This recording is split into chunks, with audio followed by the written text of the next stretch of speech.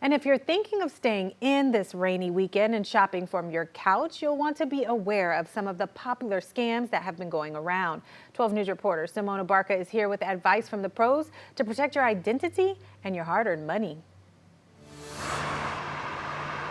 Letitia, tomorrow is the biggest shopping day of the entire year, right behind Black Friday. And if you're hoping to ditch the crowds and do some online shopping, it sounds tempting, but you could be targeted by online scams. Here's how you can protect yourself. Holiday shopping can be a hassle, especially when we're 1 week away from Christmas. And a lot of people are turning to their web browsers for a simpler experience.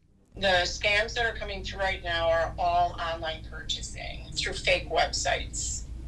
And people are losing money. These scammers are counting on shoppers being in a distracted rush. It was one of those moments where it kind of caught me off guard. I was only half paying attention and browsing. Although shopping scams come in all shapes and sizes, president of the Southeast Texas Better Business Bureau says the most common are ads for big sales that don't actually exist. So I think in the last month we had people lose almost $3,000 on fake websites. These scammers will either replicate websites for high-end brands or create a brand you may not have heard of before. And this year, holiday scams are on the rise. Maybe it's a result of so many more people being online last year that all of that has increased, and possibly just because, it's difficult to find products in some cases. So how can you protect yourself? When you're on a website and you're not familiar with the retailer, the number one thing is to check bbb.org, open another browser, check customer reviews on that company, and then look for an address, a physical address of the company, a phone number.